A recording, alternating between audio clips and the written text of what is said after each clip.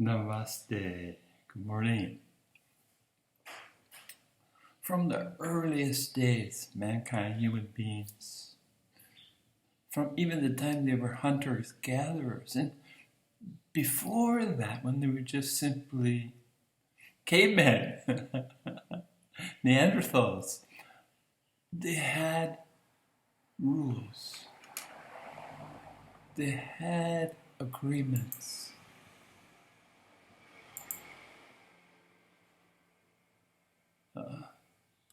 And they had many names for these agreements. Let me name a few. Acts, ordinance, constitution, rules, commandments, fiats, directives, common law, proscription, officialary, statute, legislation, enactment, rulings, decree, dictate, martial law, ground rule, canon, encyclical, bill, amendment, prohibition, regulation, edict, bylaw, restriction, command. These are but a few of the words that there's more words for the same behavior, to organize behavior, to have some kind of, they were always trying to make, from mayhem and chaos, they're always trying to, it seems a part of the human condition, to try to establish some kind of order. And all these rules. And as I've talked about before, I never liked rules. Never. I never wanted to be told what to do, and not that you would like to be told what to do, but I took it to the extreme. I just wouldn't do it. And I developed a passive-aggressive coping mechanism or technique, and that was to smile in agreement when I heard the rule, and already inside knowing that no way I was going to do it. But as a caveat to that, at the same time, if you ask me to do something, I've always been willing. If it's within my means, within my capabilities, and you ask me something, I will do it. Ask and you shall receive. Tell and it's falling on deaf ears.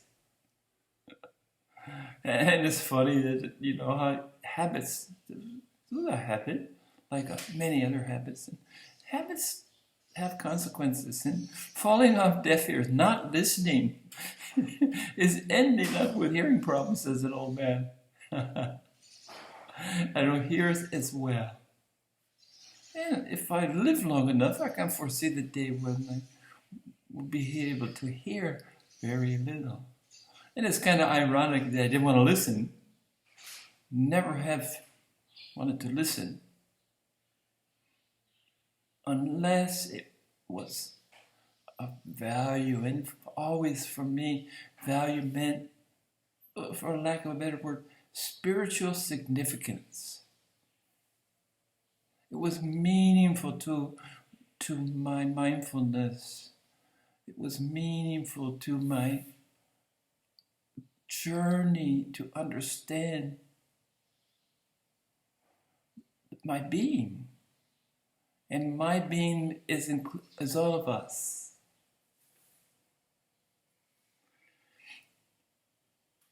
So you can imagine that when I came across in my spiritual hierarchy, or I wouldn't want to call it a hierarchy, but experimentation, always searching, when I got into Rinzai Zen, and it's so rigorous, and sitting, and one of the young acolytes told me that meditation is like war. It's work, it's effort. If you're not sweating, you're not meditating. And that was counterintuitive to me. It went against the grain, but I was trying for once, because it was under the auspices of under the umbrella of spirituality, Rinzai Zen. and along with the study of martial arts, Cha Dao, the tea ceremony, Ikebana flower arrangement, the way of the warrior, the Bushido code, all these things that are part and parcel of Rinzai Zen, in contrast to Soto Zen.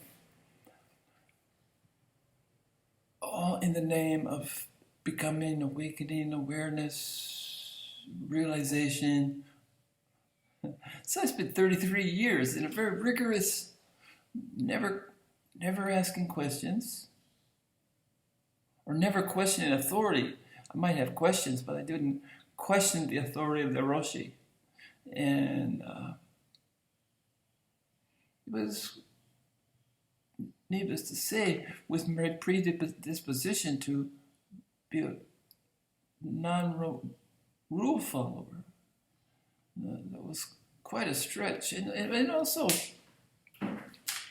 my posture has never been great, and so maybe that was a good thing, but the practice of trying to sit up straight, sit without moving, and, spend an hour or 2 hours in meditation.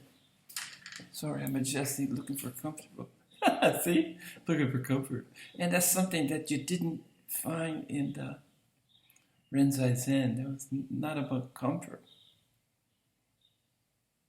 So anyway, 33 years until I gave up because I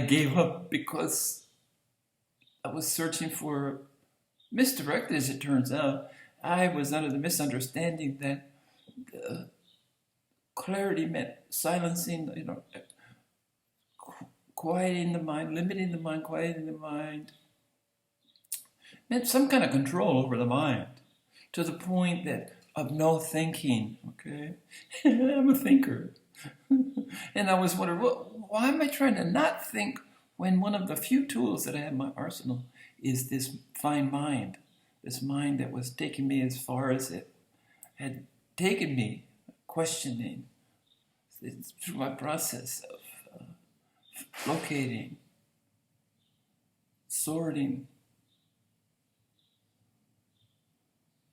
find the sorting, storing, and then eventually had to figure out how to access it somewhere. It doesn't do any good to store something when you don't know where it is. So some kind of system to access. That's my first step. Anyway, when I understood that what my mind, my monkey mind, was continually always going to be with me, and my mind in another yoga that I got into, jhana yoga, the path of knowledge, my mind was front and center. It's enlightenment through the intellect. And that's what eventually led me to my awakening experience, was intellect. The last step was the reconciliation of diametrically opposed opposites, up, down, love, hate. I specifically worked on free will or destiny. And even though I remember, free will, yeah, I believe in free will 100%. We're all free. Destiny, we're completely destined in every aspect of our life, 100%. So here I am, free will, destiny, and my mind saw them as not only equals, but one and the same thing. Now there's the trick. You can look, a circle might be the concentric, a sphere. And on one side of the sphere is 360 degrees, 180, the diameter of a circle. Here lies free will, here lies destiny. Okay, so it's a continuum, as is everything. So this non-dualism really was a necessary and unavoidable step. But I also, somewhere along the line, got real interested in Tibetan Buddhism. I don't know the timeline anymore. It doesn't matter. But I love I love the Dalai Lama. I love the mandalas, and I love their painting, their art, and the fact that the demons and the, they show Buddha sitting, and there's all little Buddhas all over him, and the little strange little critters, and the colors were wonderful. And I witnessed some of Dalai Lama's monks building one of those sand mandalas that they worked on for 4 or 5 days, and then they just sweep it up and destroy.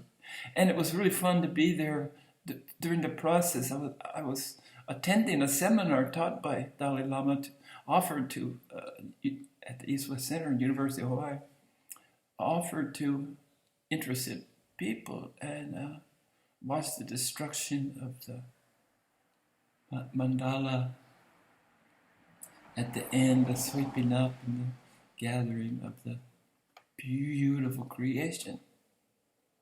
And quite an experience.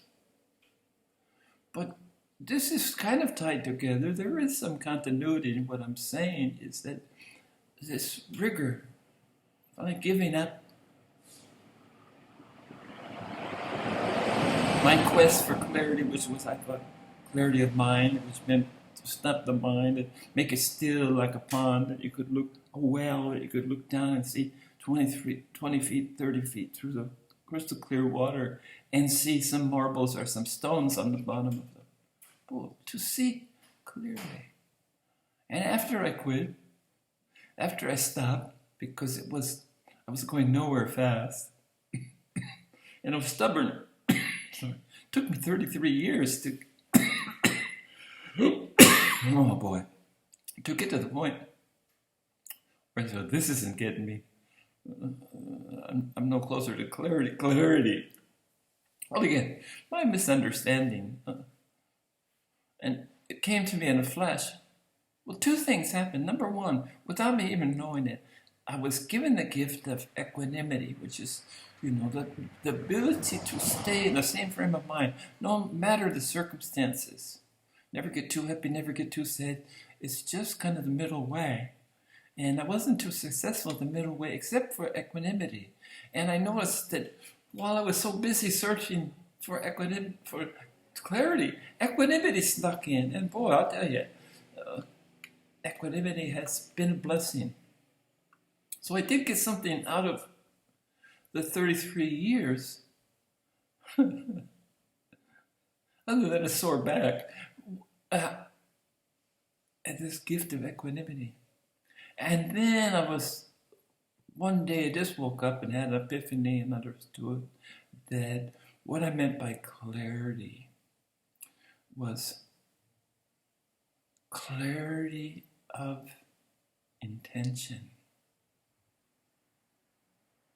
I had intended from birth to become a Buddha. I was clear on that. And by Buddha, I just mean 100% awoken being, to remember the forgotten. And by Buddha, I don't mean that it's sort of some extraordinary accomplishment. I learned the beauty along the way of ordinariness. I embrace ordinariness. I'm so content and full of compassion at the extraordinary state of being ordinary. And ordinary, I just mean, I woke up, I understood our condition that we all are in, our condition of perfection, our condition of the infinite, of our part and parcel and being part of this infinite. But, no buts. At the same time all this was going on, that clearness of the clearness of clarity was intentional, was what I was seeking, and I was always clear. Fuzzy thinking sometimes, sure, but I was always clear about my intention from birth. It took me a while to be able to articulate it, and then it took even longer to understand it, and then it took 70 years to accomplish it after I had an inkling at 4 of what was going on. It wasn't until, well, not 70 years, but 60. Just about 60, 62. 64 was a magic year for me, I think. No, 63, 62. Anyway, none of what matters is that I'm clear what I meant, what my search, my 33 years in Rinzai said, search for clarity. I'm clear that it was clarity of thought, clarity of intention. And recently I read something somewhere. I was talking about my foray into Tibetan Buddhism. Loved it. Loved to listen to the mantras. It really yearned to live in a cave in the Himalayas with a community of like-minded monks in my vicinity to share with, to be with. And recently I was reading about the Dalai Lama, and I was reading, this was written by I think, Advaita Vedanta, the non-dualism, or either that or by Zen. Zen master and Zen Buddhist master is two different things, you know. To master Zen is one thing, to master Zen Buddhism, to be a Zen Buddha, to be a Zen Buddha master is yet another thing. Everything's progression. But anyway, I read about the Dalai Lama, and I straightened up as I said these words. The Dalai Lama, they said, oh, but he sits like a sack of potatoes. And I thought of that metaphor, and I thought, I've always been nothing but a sack of potatoes. And if the Dalai Lama sits like a sack of potatoes, this is by Rinzai Zen standard, you know, sack of potatoes for meditation, and it's the relaxedness and the connection to the world at the same time of being otherworldly, not of this world, but also in it and with it and surrounded by it and embracing it and loving it. My Dalai Lama sack of potatoes. And I felt so good because it was kind of disdainful that the Rinzai monk was looking, whatever it was more disciplined, you know, more one of those yoga guys with the good postures and all that crap. Anyway, it was not my lot to be part of this kind of, you know, my bad posture is not bad. It's good. It's who I am. I'm nothing but a sack of potatoes. How ordinary. But my company, the Dalai Lama, is accompanies me in this sack of potatoes. And apparently the whole tradition doesn't really get fixated on all the form. Let's get into the substance. And most importantly, let's embrace the infinite, unencumbered exclusivity of love.